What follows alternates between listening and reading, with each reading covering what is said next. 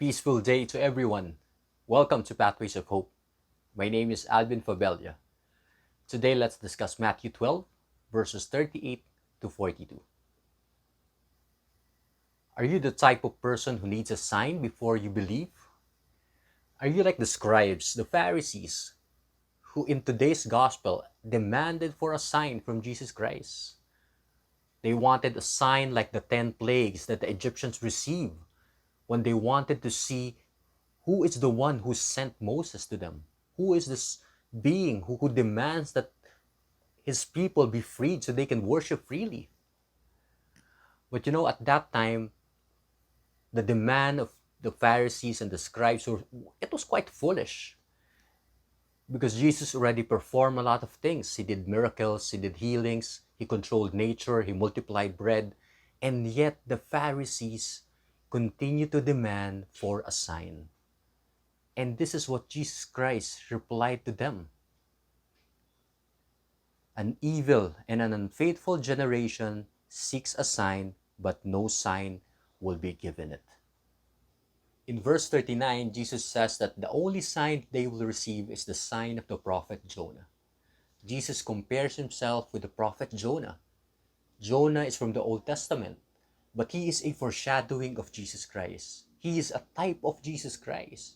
That means he is from the Old Testament, yet he is revealing someone who will be coming in the New Testament, and that is Jesus Christ himself. I highly encourage you, find time to read the book of Jonah in the Old Testament so you can have a better appreciation of what I'm sharing to you now. Let me give you a quick list to compare the two. What is the mission of Jonah? The mission of Jonah was to preach repentance to the Ninevites so that they can avoid destruction. The mission of Jesus Christ was to preach the good news and repentance so that they may be reconnected to God again.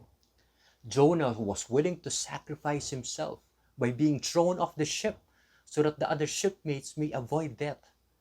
Jesus Christ was willing to sacrifice himself as well, willing to die on the cross so that he can save mankind. Jonah was in tomb, was inside the belly of the fish. Jesus Christ was also in the tomb for 3 days after he died on the cross. And on the third day, Jesus Christ rises again. Look what happens to Jonah. After 3 days, the fish spits him out. He is resurrected from the belly of the fish. And what does he do?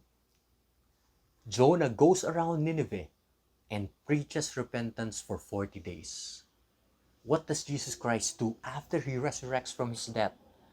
He goes around, shows himself to his friends, followers, and apostles for 40 days. And on the 40th day, he ascends back to heaven.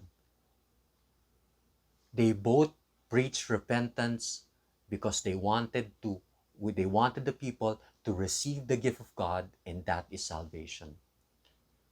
But in today's gospel, Jesus tells them that he is someone bigger than Jonah. That they will experience, they will receive something which is bigger than Jonah. At the judgment, the men of Nineveh will arise with this generation and condemn it, because they repented at the preaching of Jonah, and there is something greater than Jonah here.